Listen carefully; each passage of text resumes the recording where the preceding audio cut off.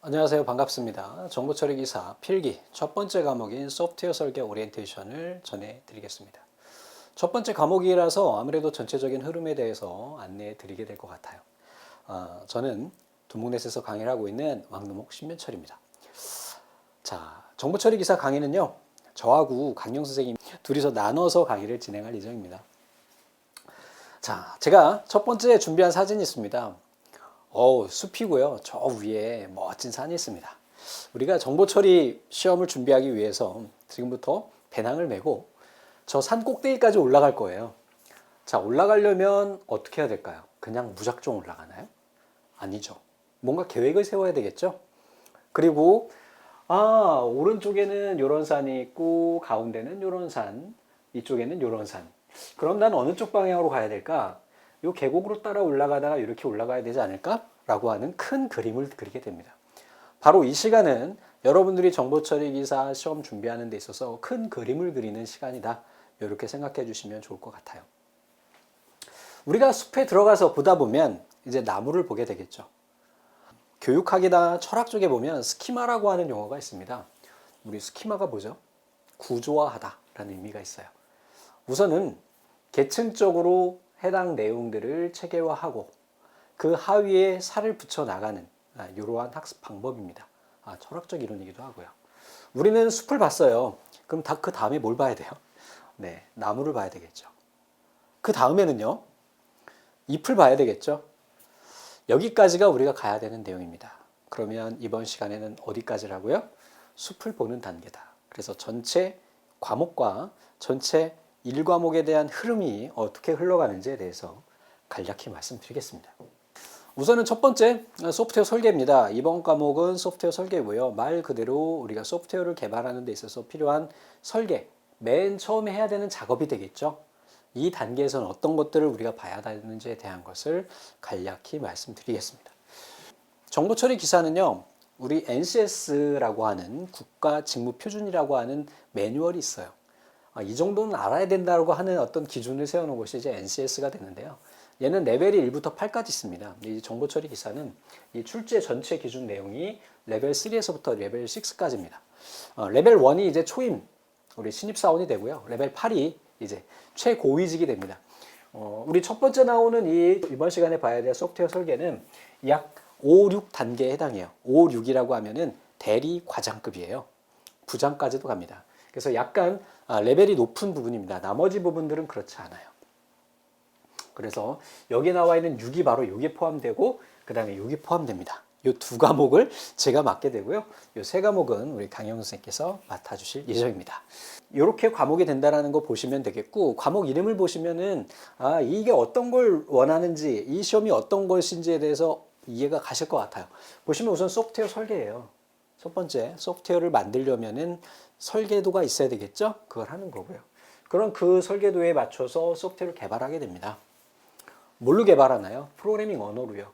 요즘에는요, 여러분들 잘 아시다시피 소프트웨어를 만들면 그 안에 자료가 들어가야 돼요. 자료가 저장돼야 돼요. 여러분들 카카오톡 보세요. 카카오톡 메시지 남기는 거 다 서버에 저장됩니다. 그래서 우리 데이터 구축에 대한 거. 그리고 또 보안에 관련된 부분이 있겠죠? 이렇게 과목이 5개로 구성이 되어 있고, 오늘 이 시간에 우리가 살펴볼 내용은 바로 소프트웨어 설계가 되는 거죠. 레벨우가 좀 높아요. 레벨우라고 하니까 좀 이상하긴 한데, 우선 첫 번째 과목의 전체적인 얘가 이제 소프트웨어 설계라고 하는 나무고요. 얘네들이 나무 가지가 되는 겁니다. 그래서 나무가지 첫 번째 가지는 요구사항 확인이라고 하는 부분이에요. 우리가 소프트웨어를 개발을 하려면 클라이언트가 요구를 할 거예요. 우리 이런 소프트웨어를 하나 만들고 싶어요. 이런 앱을 하나 만들고 싶어요. 그러면 어떤 걸 만들어 드릴까요? 라고 하는 어떤 요구가 있겠죠? 그 요구사항을 파악하고 확인하는 겁니다. 그리고 화면 설계를 해요. 어떤 식으로 구성을 할까요? 그리고 어플리케이션, 실제 소프트웨어를 설계에 들어가게 됩니다.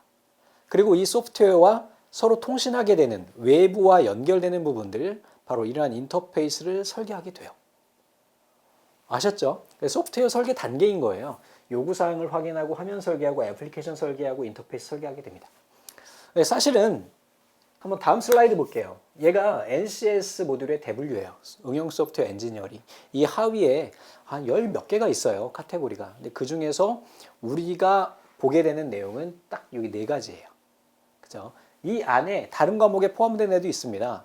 그래서 요 다섯 가지 뭐 요구사항 확인이나 화면 설계, 어플리케이션 설계, 인터페이스 설계 여기에 해당하는 거고 아무래도 설계 단계는 고위직이하죠. 어느 정도 과장님 정도는 돼야 설계를 할 수가 있죠.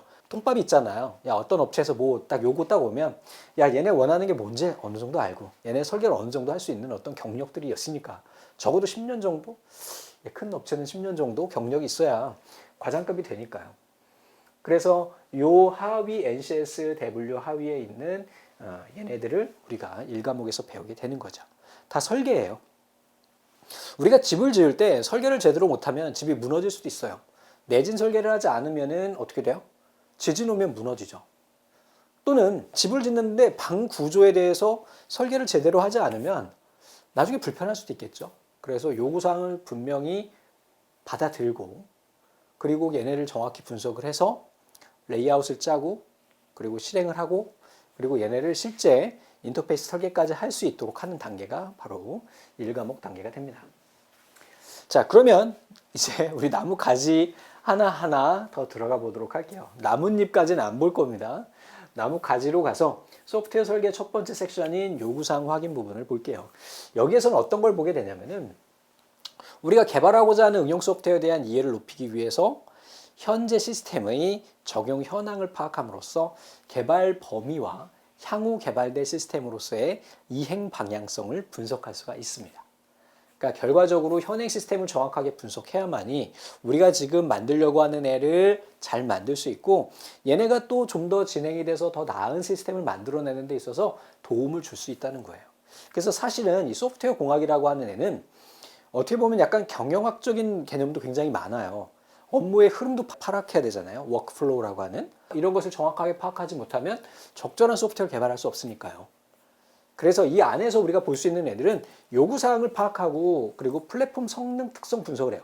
플랫폼이 뭐예요? 안드로이드, iOS, 윈도우즈. 야, 지금 쓰고 있는 게 안드로이드 기반이야? 윈도우즈 기반이야? 이런 거 확인해야 되겠죠. 야, 그러면 그 안에서 운영체제가 어떤 걸 쓰는지 확인이 되면 운영체제 분석하고 네트워크는 어떻게 구성이 되어 있는지 DBMS는 어떻게 되어 있는지 비즈니스 융합, 즉 업무와 어떻게 연결되어 있는지에 대해서 우리가 확인을 할 수 있는 단계가 현행 시스템 분석 단계가 되는 겁니다. 약간 머릿속에 그려지시나요? 그러면 요구사항을 구체적으로 받아야 되겠죠. 그래서 요구 분석을 하는 기법들이 몇 가지가 있어요. 그리고 얘네를 도식화해서 표현하는 애가 바로 UML이고요. 그러니까 애자일이라고 하는 거는 소프트웨어를 개발하는 전체적인 단계예요. 우리가 시험이 변경되기 전에는 우리 뭐 폭포 수용 이런 거 개발 방법도 있었고 나선형 방법도 있고 그랬는데 나선형하고 약간 비슷한 애예요. 애자일이 뭐예요? 이 화살이 뿅 날아가는 걸 애자일이라고 하죠. 에이자일이라고도 하고 미국에서는 애자일이라고 하나 봐요. 소프트웨어를 개발하는 방법인데 좀 빨리 현 시점에 요즘에는 우리 6개월 정도 소프트웨어 개발 기간을 갖게 되면은요 세상이 너무 급변하잖아요. 그래서 내가 맨 처음에 계획했던 것보다 뒤처지는 내가 소프트웨어를 야 올해 말에 한 6개월 정도 계획해서 하나 만들자 했는데 그 만들고 나서 보니까 얘네 구닥다리가 되는 거야. 그러면 안 되잖아요. 그래서 얘네는 이렇게 나선형으로 빙빙빙빙빙빙빙 돌면서 계속해서 체크해 나가는 거예요. 그래서 야 빨리빨리 우리가 좀 더 효과적으로 뭔가 개발해내기 위한 그런 방식이 되겠습니다. 다음에 이번에는 분석 모델을 확인을 해요. 얘를 어떤 식으로 분석할 것인지 소프트웨어 공학 기술의 요구사항 도출 기법을 활용을 해가지고 얘네 요구사항을 도출하는 기법들이 있어요. 그래서 업무 분석가가 제시한 분석 모델에 대해서 확인할 수 있는 단계가 분석 모델 확인 단계가 돼요.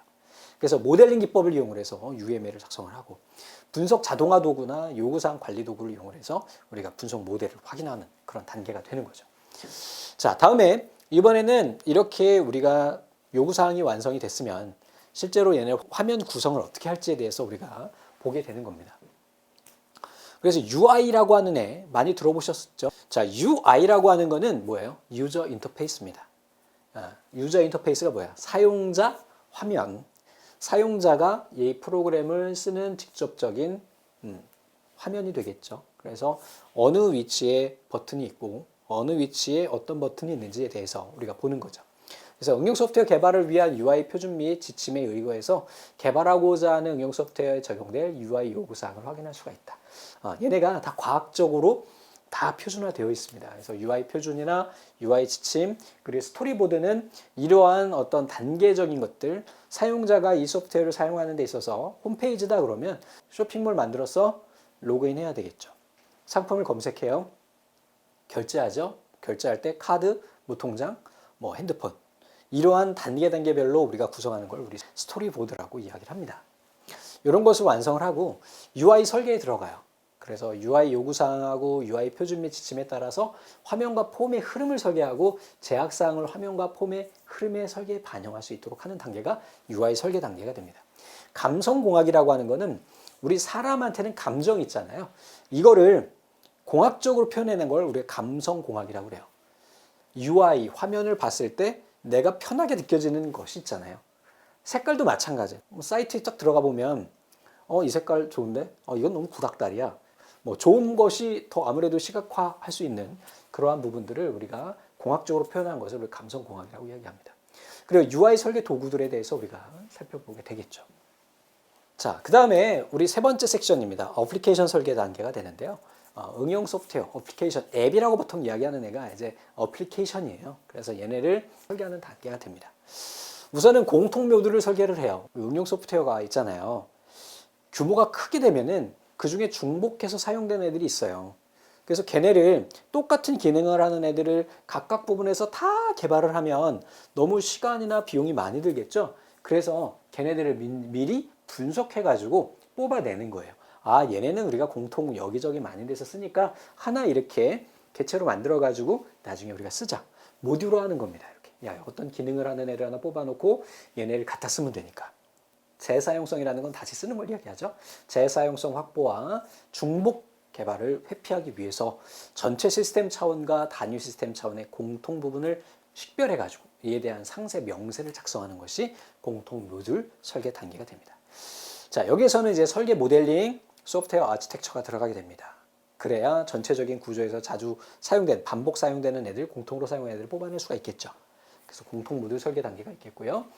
자, 다음에 이번에는 객체 제한 설계입니다. 소프트웨어 아키텍처에서 정의된 타 시스템 연동 리스트 및 연동 방안을 참조해서 타 시스템 연동 상세 설계 가이드라인을 작성할 수 있다가 원래 이 안에 모듈에 들어가야 되는 내용인데 얘가 객체 제한 설계라고 이름이 들어가 있어요. 그래서 왜 얘가 들어갔느냐? 우리가 현재 시점에서 개발하고 있는 툴들이 다 객체 제한 방식이거든요. 그래서 이런 이론적인 내용에 대해서는 어느 정도 체크를 하고 넘어가야 돼서 여기에 객체 제한에 대한 내용과 그 다음에 디자인 패턴에 대해서 우리가 살펴보게 됩니다. 자, 마지막 섹션이에요. 인터페이스 설계인데 인터페이스 설계라고 하는 것은 우리가 이 시스템과 다른 시스템과 서로 통신할 수 있도록 도와주기 위한 설계 방식이 되는 겁니다. 그래서 우선은 첫 번째 보면은 인터페이스 요구사항을 확인해야 돼요. 정의된 응용 소프트웨어의 요구사항을 참조해가지고 개발하고자 하는 응용 소프트웨어의 인터페이스 비기능 요구사항을 분석할 수 있어요. 그래서 내 외부 인터페이스 요구사항들, 내부적으로나 외부적으로나 얘네가 어떻게 연결되는지에 대해서 우리가 확인을 하고 얘네를 요구공학을 통해 가지고 좀 더 정확하게 파악을 해 나가야 되겠죠. 그리고 나서 우리가 뭐랍니까? 인터페이스의 대상을 식별해야 돼요. 얘랑 연결되는 애가 누구냐? 개발하고자 하는 응용 소프트웨어와 내부와 외부 인터페이스 대상을 식별을 해내야 됩니다. 그래서 시스템적으로 얘가 네트워크로 어떻게 연결되는지 또는 통신 방식이 어떻게 되는지에 대한 것들, 또 외부적으로는 사용자와 어떻게 연결이 돼야 되는지에 대한 것들을 우리가 식별을 해나가게 됩니다. 그리고 나서 얘네를 가지고 인터페이스를 상세 설계를 하게 되는 거예요. 개발하고자 하는 응용 소프트웨어의 내부와 외부 인터페이스를 위한 송수신 방법을 여기에서 명세화하고 얘네를 명세화하는 게 설계가 되겠죠. 이 단계에서 하게 됩니다.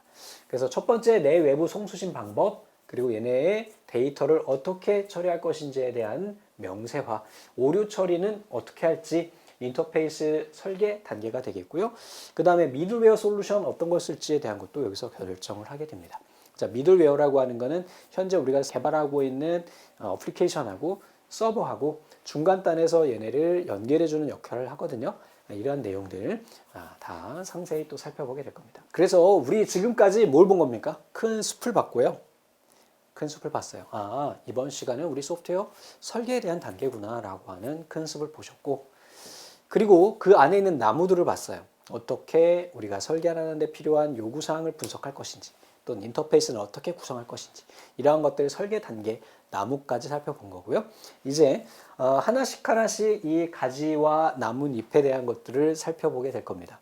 그래서 오늘 이 시간에 여러분들은 큰 줄기만 기억해 주시면 돼요. 우리가 봤던 거 뭐가 있습니까? 소프트웨어 설계에는 요구사항을 확인하고 화면 설계하고 어플리케이션 설계하고 인터페이스 설계하는 단계의 내용들을 공부하게 된다. 소프트웨어를 개발하는 데 있어서 가장 중요한 게 뭐냐면요. 요구사항을 정확히 분석을 하고 걔네를 정확하게 구현해내는 거예요. 그런데 그 중에서도 더 중요한 거는 이 사용자가 뭘 요구하는지에 대한 거예요. 그러니까 저희도 시스템을 개발을 해보면 정확히 커뮤니케이션 하는 게 정말 어려워요. 야, 우리가 요구하는 게 정확하게 뭐냐? 니네가 해줘야 될 게 뭐냐? 이거를 분석하는 것도 굉장히 어려운 일이기 때문에 얘네를 이론화하고 체계화한 것이 바로 이 소프트웨어 설계에 해당하는 부분이다. 이렇게 생각해 주시면 될 것 같습니다. 여기서 뭔가 삐끗하면 뒤에 백날 잘해야 아무것도 안 된다는 거예요. 설계를 제대로 못하면 안 됩니다. 오늘 여기까지 마무리하겠습니다. 여러분들 저하고 같이 정보처리 기사 시험이 바뀌니까 어렵다고 생각하시는데 여러분 NCS 모듈 다운로드 받아서 보시면 그렇게 또 어려운 내용이 많지 않아요. 얘네가 기초과학이 아니라 응용과학입니다. 그렇다 보니까 뭐 우리가 구구단을 외울 것도 아니고 현실 생활에 있는 내용들을 접목해서 좀 살펴보면 그렇게 또 어렵지도 않아요. 그래서 여러분들이 고민하셔야 되는 부분은 이제 뒤에 나오는 이 프로그래밍 언어 활용 쪽이 좀 어려우실 것 같고 나머지 부분들은 그렇게 또 비전공이어도 어렵지 않게 공부하실 수 있을 것 같습니다. 자, 여기서 마치겠습니다. 감사합니다.